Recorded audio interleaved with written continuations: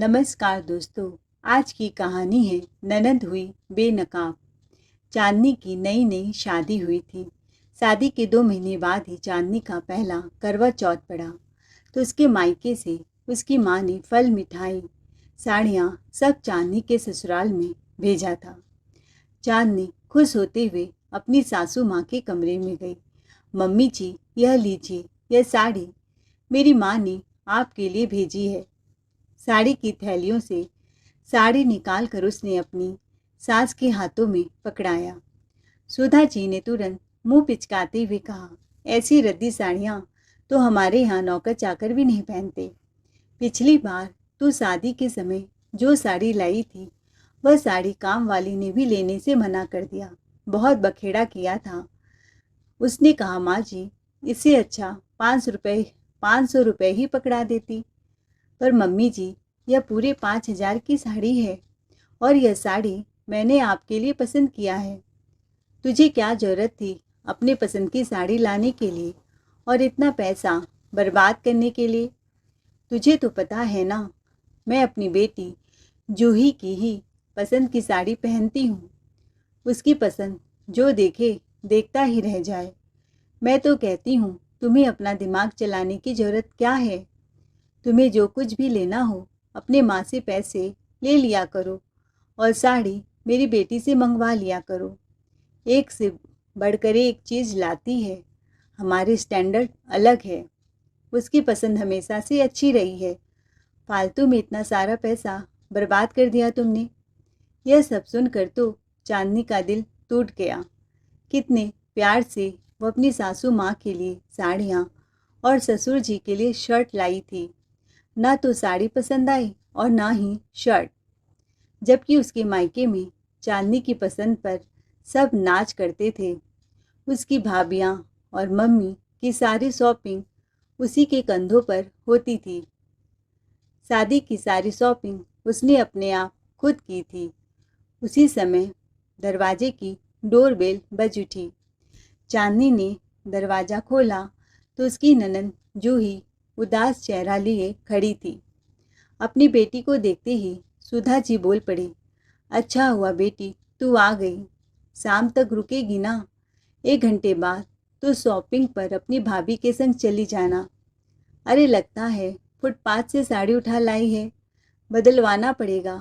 पूरे 5,000 का है कह रही है। यह सब सुनकर चांदनी का चेहरा मुरझा सा गया। चांदनी को ससुराल में आए 6 महीने हो गए थे। फिर भी सासू माँ के दिमाग में हर समय बेटी बेटी ही रहती थी। उसी का रट लगाए रहती थी। जबकि चांदनी बहुत समझदार थी, घर को बहुत अच्छे सुव्यवस्थित ढंग से चलाती थी। फिर भी सुधा जी ने कभी उसे बहू का दर्जा नहीं दे पाई, क्योंकि उनके दिलो दिमाग में हमेशा उनकी बेटी जूही रहती थी। अरे जूही बेटी, बोल, क्यों नहीं रही है? क्या बोलूँ माँ? बेटी तेरा मुंह क्यों लटका हुआ है? इतनी उदास क्यों है? जमाई बाबू ने तुझे कुछ कहा क्या? बोलना। माँ, जो जैसा रहता है उसकी नीयत कभी नहीं बदलती। जूही अपने पति और ससुराल की ऐसी बातें सुनाती है कि चांदनी की आंखों में आंसू आ जाते हैं। बस माँ, आज चाय में थोड़ा सा शक्कर कम हो गया तो तेरे दामाद ने पूरा घर सर पर उठा लिया। चिल्ला चिल्ला कर कहने लगे, कितना फीका चाय बनाया है, गरम गरम चाय फेंक दिया। मैं तो जलते जलते बची हूँ। और बिना नाश्ता किए ही वह दुकान चले गए।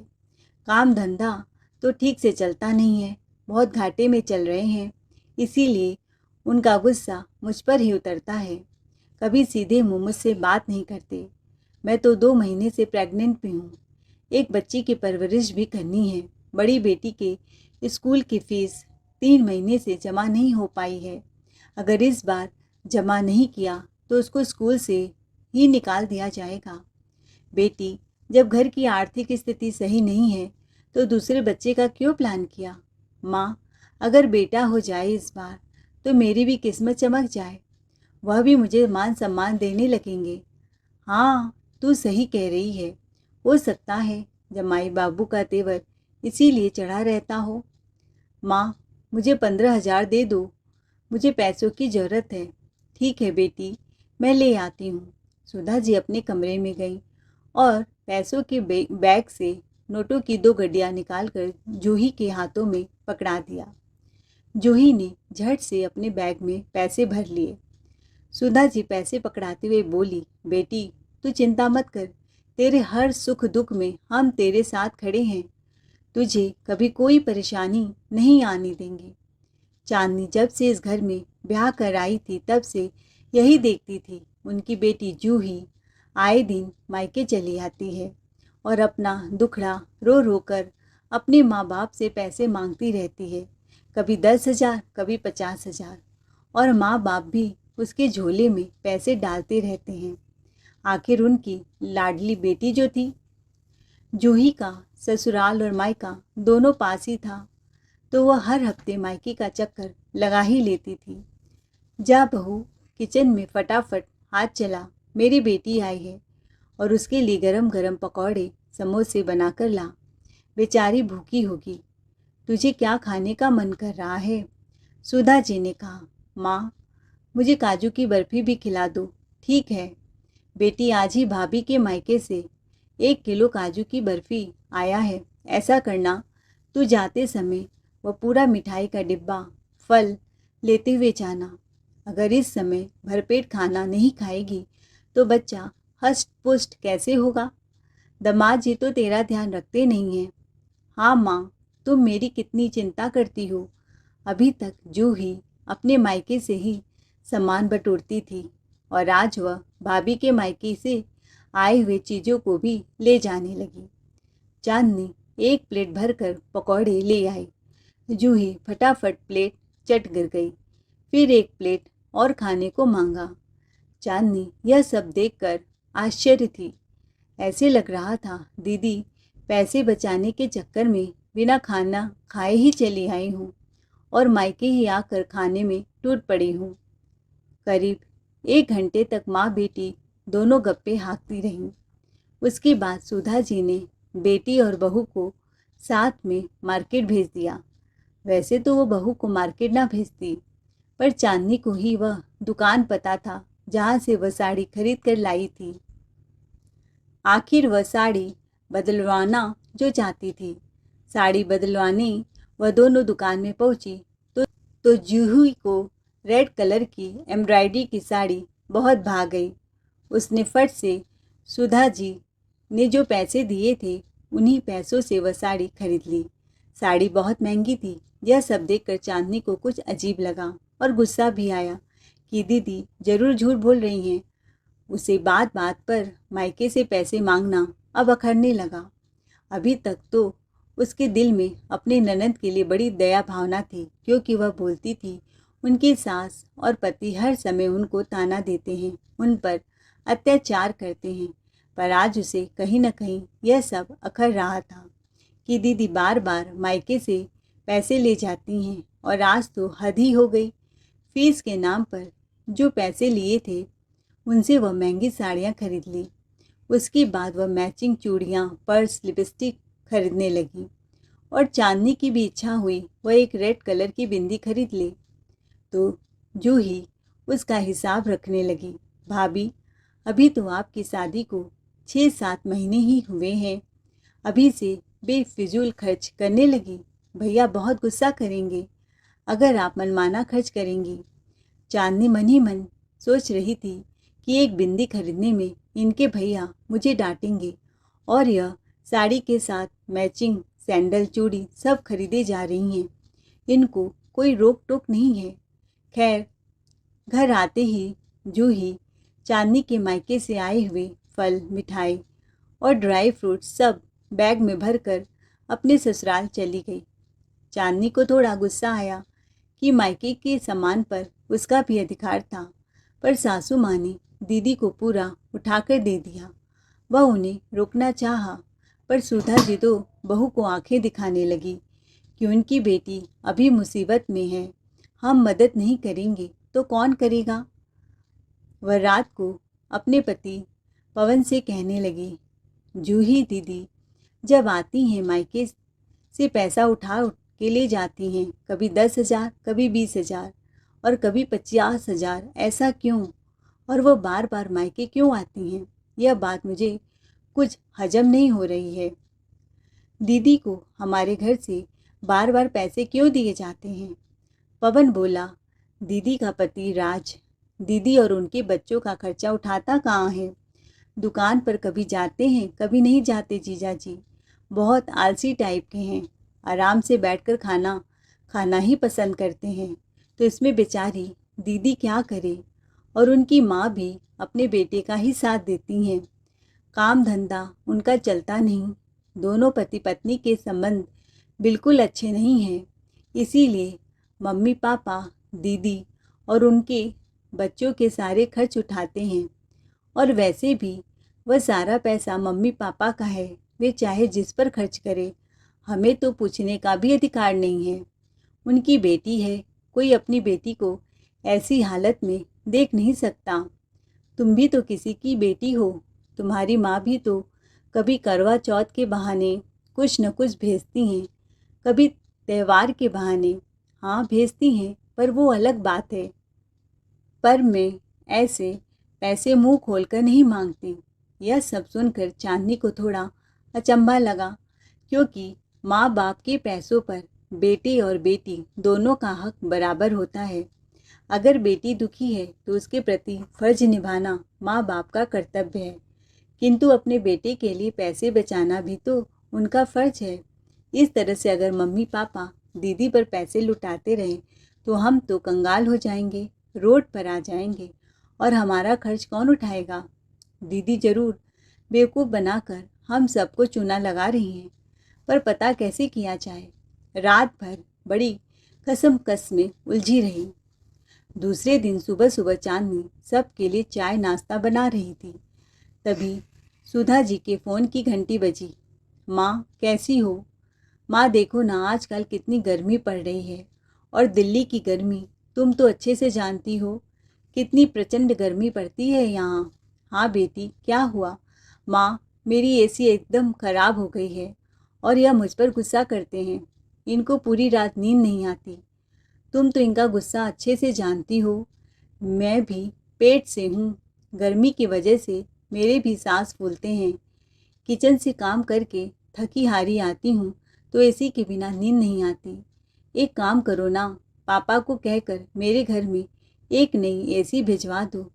ठीक है बेटी, मैं उनसे बात करती हूँ, पर एसी तो बहुत महंगा होता है। नहीं माँ, 20-30 हज़ार में आ ही जाएगा। या तो कोई सेकंड हैंड एसी ही भेज दो। सुधा जी अपने पति और बेटे से विचार विमर्श करने लगी तो उनके पति बोले, अभी 1-2 महीने मेरे हाथ तंग है, अभी तो मैं कुछ नहीं कर सकता। 5-10 हज़ार की बात होती तो मैं शायद कुछ कर पाता। अभी मेरे आँखों का मोतियाबिंद का ऑपरेशन में खर्च हुआ है, और जो पैसे थे वह मैंने क्लाइंट को दे दिया जहाँ से माल उठाया था। पवन भी बोला, माँ मेरी शादी में अभी खर्च हुए हैं, तो एसी तो नहीं हो पाएगा। दीदी को कूलर लेकर भेज देते हैं। नहीं नहीं बेटा, एक काम करो, बहू तू अपने कमरे का ही एसी उतार कर वहाँ भेज दे। अगले महीने तो पवन की सैलरी आ जाएगी, तब तुम नया एसी खरीद लेना। वैसे भी यह एसी तेरे ससुर ने लगवाया था, या तो तू भी अपने मायके वालों से ही मांग ले। पवन चुप न रहा और नाश्ते की टेबल से उठ खड़ा हुआ। माँ, दीदी को गर्मी में पसीने ना बहाना पड़े और बहू को गर्मी लगे, इसकी आपको कोई परवाह नहीं है। तुम मेरी कमरे की एसी क्यों भेजोगी? बेटा, तू तो अपने जीजा को जानता है, बहू तो नहीं है, उसे नहीं मालूम वह कितना गर्म मिजाज का है। बिना बात के उखड़ जाए, कुछ कह नहीं सकते।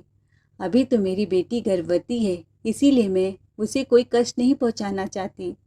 कहते हुए सुधा जी की आंखें भीग गई। पवन अपनी माँ की आंखों में आंसू देखा तो थोड़ा नरम हो गया। ठीक है माँ, तुम्हें जो सही लगे वह करो, कहते हुए वह अपने ऑफिस चला गया। चांदनी, अगले महीने की सैलरी मिलते ही मैं नया एसी लगवा दूंगा, तुम नाराज मत होना प्लीज़। लेकिन चांदनी अंदर ही अंदर सुलग रही थी कि दीदी अब मेरे चीज़ों पर भी अपना हक जताने लगी हैं। वह उनको सबक सिखाना चाहती थी। सुधा जी ने मैकेनिक को बुलाकर चांदनी के कमरे से एसी उतरवाया, अपनी बेटी के घर भेज दिया ताकि जमाई बाबू उनकी बेटी से खुश रहे। बात बात पर उनको गुस्सा करने की आदत है। अगर सब्जी में मिर्च मसाले तेज हो गए तो वह मिर्च से ज़्यादा तीखा बोलने लगते हैं। अगले महीने पवन की सैलरी आई। वह नया एसी लेने का विचार कर ही रहा था कि फिर से जूही दीदी अपने इलाज के बहाने मायके चली आई और पैसे उन पर खर्च करने पड़े। चांदनी को यह सब ड्रामा बर्दाश्त नहीं हो रहा था और कुछ करना चाहती थी, पर ऐसा क्या करे कि दीदी को बेनकाब कर दे। जूही का जब भी महीने का रूटीन चेकअप होता था तो जूही अपने मायके आ जाती थी और मम्मी को लेकर नर्सिंग होम में चली जाती ताकि उसकी दवाई और डॉक्टर का खर्चा माँ ही दे दे, क्योंकि सुधा जी को अपनी बेटी पर बड़ा लगाव था।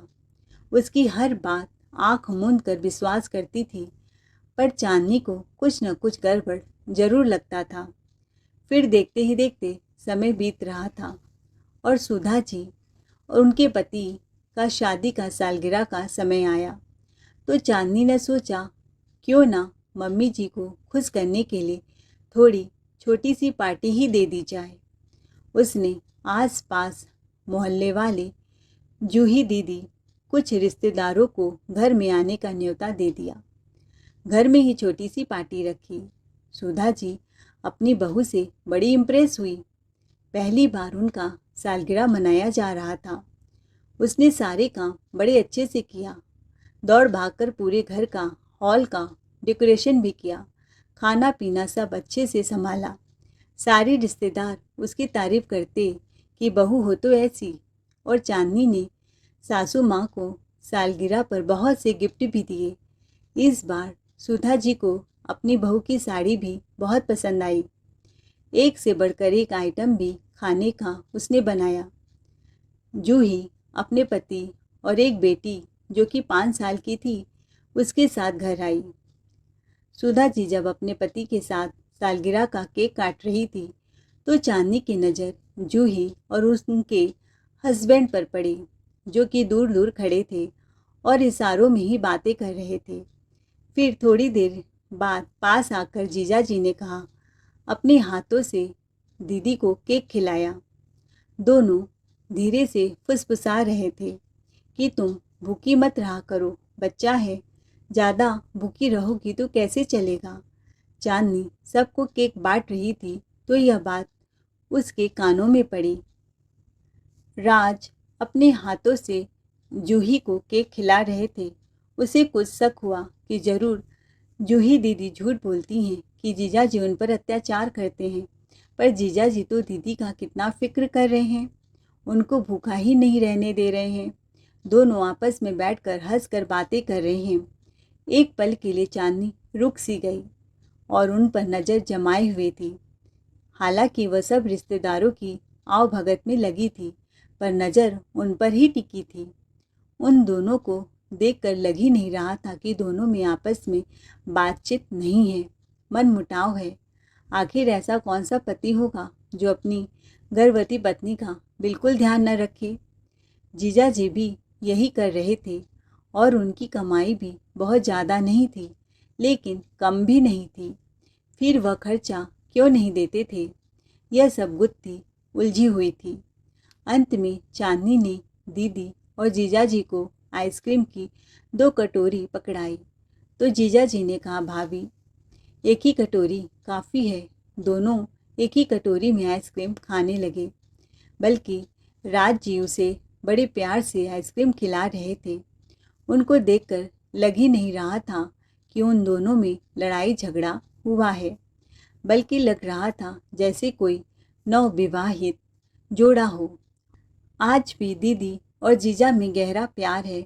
अब तो उसका शक यकीन में बदल गया कि जरूर दीदी कुछ छुपा रही हैं। आखिर दीदी अपने मायके में जीजा जी के खिलाफ इतना झूठ क्यों बोलती हैं? क्यों कहती हैं कि उनका पति उन पर अत्याचार करते हैं, ताने कसते हैं, उनकी सास भी अच्छी नहीं है, आए दिन बीमारियों का रोना धोना लेकर बैठी रहती हैं। मायके वालों से अपनी माँ से एक बेटी इतना झूठ कैसे बोल सकती है? सिर्फ पैसों के लिए इतना गिर सकती हैं? चांदनी के मन में बहुत से सवाल खड़े हो गए और वह उन सब का जवाब पाना चाहती थी। उतने में किसी रिश्तेदार ने चांदनी को आवाज़ दी, चांदनी बेटी, तेरे हाथों से बना केक बहुत स्वादिष्ट है, एक टुकड़ा और दे दो। जी मौसी जी, मैं अभी लाई। सारे विचारों को एक तरफ रख वो काम में फिर से मग्न हो गई। जाते जाते सारे रिश्तेदार सुधा जी को बोल रहे थे, आपकी बहू ने बहुत अच्छी से खातिरदारी की है, कितनी संस्कारी बहू है, कितना अच्छा खाना बनाया, जमकर उसकी तारीफ हुई। पार्टी खत्म होते ही सब रिश्तेदार अपने घर चले गए। रात को चांदनी ने जल्दी जल्दी सारा घर समेटा और जब वह बिस्तर पर आई तो पूरी तरह से थक कर चूर हो गई थी। उसके दिमाग में फिर से वही बात घूमने लगा। वह सोच रही थी, आखिर दीदी अपना पैसा बचाकर अपने मायके वालों का खर्च कर रही हैं क्यों? उन्हें अच्छे से पता है कि मम्मी पापा की लाडली हैं और मम्मी तो उनकी बात पर आंख मूंद कर विश्वास करती हैं। बैंक में उनके माता पिता के अच्छे खासे पैसे पड़े हैं। दीदी और जीजा को देखकर लग नहीं रहा था कि उन दोनों के रिश्ते अच्छे नहीं हैं, उन दोनों के बीच मधुर संबंध नहीं है। सब सामान्य लग रहा था। अपने पति और सास ससुर से इस बारे में बात करूंगी तो उन्हें लगेगा कि मैं जूही दीदी से जलती हूँ। मैं उनके खिलाफ इसीलिए बोल रही हूँ और उनकी बेटी तो गलत कर ही नहीं सकती। अपनी बेटी को वह हमेशा सही समझते हैं। देखते हैं दीदी अब अगली बार अपना दांव कब खेलती हैं, फिर कब मायके से पैसे मांगती हैं। सब कुछ समान चल रहा था। इधर सुधा जी अपनी बहू को बहुत इज्जत देने लगी थी। उनका सालगिरह सेलिब्रेट करके उसने उनका दिल जीत लिया था।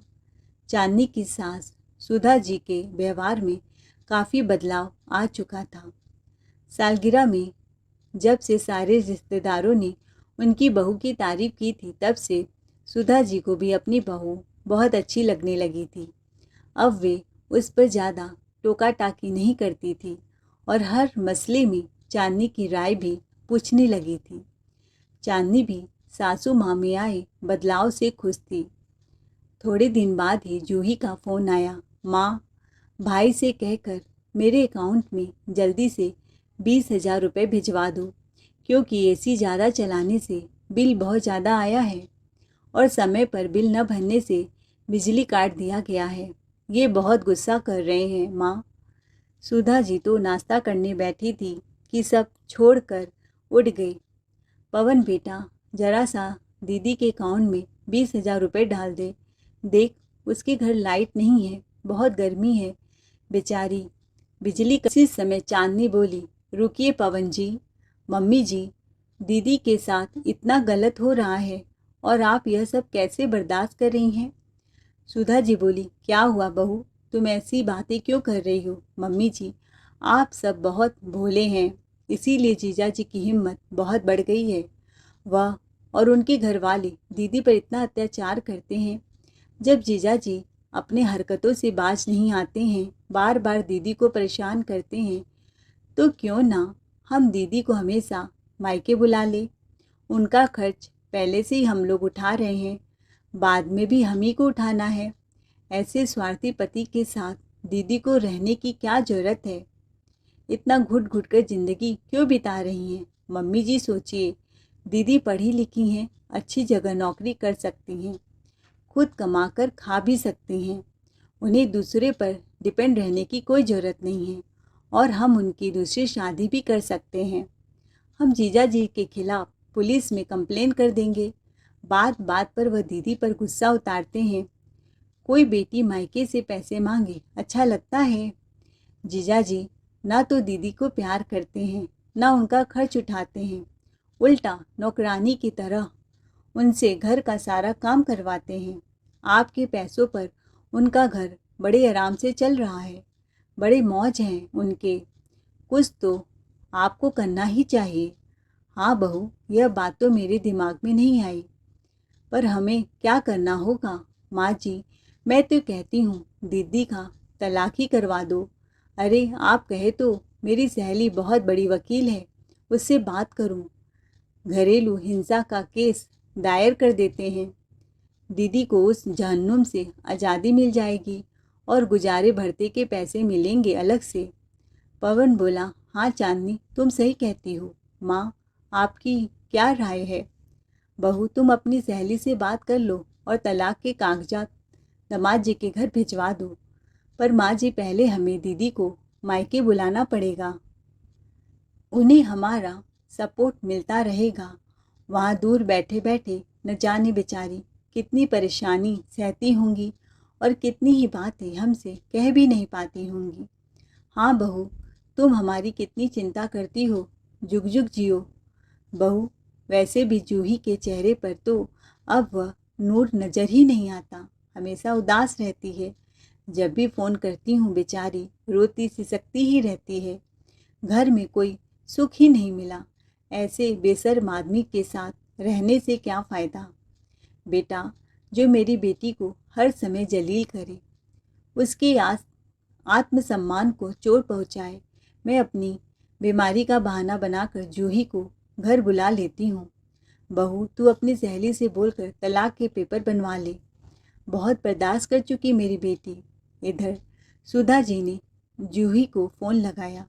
जूही और राज दोनों आपस में बैठकर ठहाका लगाकर अपने घर में हंस रहे थे कि फ़ोन की घंटी बजने लगी। लगता है तुम्हारी मम्मी ने पैसे अकाउंट में ट्रांसफ़र कर दिए, इसीलिए फ़ोन किया है। अरे हाँ, करेंगी क्यों नहीं, आखिर वह मेरी मम्मी है। बस मेरी बोलने की देरी होती है, हर चीज़ हाजिर हो जाती है। सुधा जी ने बोला, बेटी, मेरी तबीयत सही नहीं है, तू घर आ जा, मैं पैसे बाद में भेज दूंगी। इधर अपनी माँ की बीमारी की बात सुनकर जूही मायके आई और उधर चांदनी ने अपनी सहेली को फ़ोन करके उसके घर तलाक के पेपर भिजवा दिए। राज ने दरवाज़ा खोला, उसे लगा शायद सासू माँ ने पैसे भेज दिए। दरवाज़ा खोला तो वकील खड़ी थी और बोली, आपकी बीबी ने यह तलाक के पेपर भेजे हैं, देख लीजिए। और आप उन पर हाथ उठाते हैं। राज यह सब सुनकर हक्का बक्का रह गया। उसके तो तोते ही उड़ गए, दिमाग की बत्ती ही गुल हो गई। यह कैसे कर सकती है जूही मेरे साथ? मैं तो उसे बहुत प्यार करता हूँ। उधर जब जूही मायके पहुँची तो उसकी माँ भली चंगी थी। अपनी माँ को भला चंगा देखा। माँ, तुम तो कह रही थी तुम बीमार हो। अरे नहीं बेटी, मैं तो तेरा उस नालायक पति से छुटकारा दिलवाने के लिए यह बहाना बनाया था। अब तुझे उस घर जाने की कोई ज़रूरत नहीं है, अब तो यहीं रह, मैं तेरा उससे तलाक दिलवा दूंगी। जूही यह सब सुनकर स्तब्ध रह गई। मम्मी, तुम यह सिर्फ क्या कह रही हो? जात बिरादरी समाज क्या कहेगा? समाज के लोग तो मुझ पर ही थू करेंगे। मुझ में इतनी ताकत नहीं है कि मैं समाज का सामना करूं। वह सब मेरे ऊपर छोड़ दे, सुधा जी ने कहा। हम उनका सामना कर लेंगे, पर अपनी बेटी को ऐसे दुख तकलीफ़ों में नहीं देख सकते। तू ऐसे आदमी के साथ अब एक पल भी नहीं रहेगी। अब तू यहाँ रह। काश यह बात मेरे दिमाग में पहले आ जाती, ये तो अच्छा रहता। वह तो शुक्र मनाओ, बहू हमारा भला सोचती है, उसने ही यह आइडिया हमको दिया। चांदनी ने टेढ़ी नज़रों से अपनी भाभी को देखा। उसे सब समझ में आ गया कि उसकी भाभी सब समझ चुकी है कि मेरी मायके की कमाई पर आँख है। यह भाभी को फूटी आँख नहीं सुहाती है, इसीलिए उन्होंने यह चाल चली। देख जूही, भाभी तेरा कमरा साफ कर रही है, अब से तू अपने सारे कपड़े वहीं रख, वहीं शिफ्ट हो जा। उधर दामाद जी बार बार फ़ोन करके जूही को घर पर बुला रहे थे। जूही अपने पति से बोल रही थी, हमारी चालाकी धरी की धरी रह गई। भाभी को सब समझ में आ गया है कि हम पैसे ऐंठते हैं, अब कोई पैसे वैसे नहीं मिलने वाले। ठीक है जूही, पैसे ना मिले पर तुम तो आ जाओ, राज ने कहा। ठीक है, मैं कोशिश करती हूँ। पर सुधा जी तो जिद पकड़कर बैठी थी कि वह बेटी को किसी भी कीमत पर ससुराल नहीं भेजेंगी। तो जूही अपनी भाभी के कमरे में गई। भाभी, आप मुझे किस जन्म की दुश्मनी मुझसे निकाल रही हैं? मेरे पति से तलाक करवाना चाहती हैं? दीदी, मैं तलाक नहीं करवाना चाहती, पर आपकी हरकतों से मैंने यह फैसला लिया है। भाभी, मैं अपने पति से बहुत प्यार करती हूँ और वह भी मुझसे गलती हो गई। मैं मायके वालों पर कुछ ज़्यादा ही डिपेंड हो गई। मुझे घर जाने दो। मेरे घर गृहस्थी अच्छी खासी चल रही है। मेरे बच्चों को अपने बाप से दूर मत करो। माँ को समझाओ, वह मेरा कुछ सुनने समझने को तैयार नहीं है। जूही रोते हुए बोली, पर दीदी, आपका पति तो आपको खर्चा भी नहीं देता, आपको मारते हैं, आप पर जुल्म करते हैं, फिर आप ऐसे आदमी के साथ रहने के लिए क्यों तड़प रही हैं? नहीं चांदनी, मैंने सब झूठ बोला था। अब तक मैंने माँ, पिता और भाई सबको धोखा दिया। वह मुझसे बहुत प्यार करते हैं, मेरा बहुत केयर करते हैं। पैसों की कोई कमी नहीं है हमारे घर। मुझे घर जाने दो। अब से मैं माँ से पैसे नहीं लूँगी। जूही बोली, चांदनी प्लीज़ यह बात मेरे माता पिता या भाई किसी को मत बताना। उन सब का मुझ पर से विश्वास उठ जाएगा। चांदनी बोली, दीदी मैं जानती हूँ, इसीलिए तो अब तक मैंने किसी से कुछ नहीं कहा। मैं भी नहीं चाहती कि एक माता पिता जो अपनी बेटी पर इतना भरोसा करते हैं, उनका उन पर से विश्वास उठ जाए। चांदनी अपनी सासू माँ के पास आई और बोली, माँ जी, जीजा जी का फ़ोन आया था। वह अपने बदसलूकी के लिए माफ़ी मांग रहे हैं और कह रहे हैं कि अब वह दीदी पर हाथ नहीं उठाएंगे। मेरे ख्याल से उनको हमने सबक सिखा दिया है और एक मौका देना चाहिए उनको सुधरने का। सुबह का भूला शाम को आए तो उसे भूला नहीं कहते। बहू, तू कहती है तो मैं चांदनी को ससुराल जाने की इजाज़त देती हूँ, पर समझा देना बेटी दामाद जी को, अगली बार ऐसा हुआ तो हम ईंट का जवाब पत्थर से देंगे। बेटी वाले हैं तो क्या हुआ? ठीक है माँ, कहकर जूही ने राहत की सांस ली और दरवाज़ा खोलकर अपने ससुराल जाने लगी। चांदनी यह सब देखकर उसकी हंसी छूट पड़ी। दोस्तों, आपको यह कहानी कैसी लगी? कमेंट में अपनी राय ज़रूर बताएं। कहानी अच्छी लगी हो तो चैनल को लाइक शेयर सब्सक्राइब ज़रूर करें। Thanks for watching.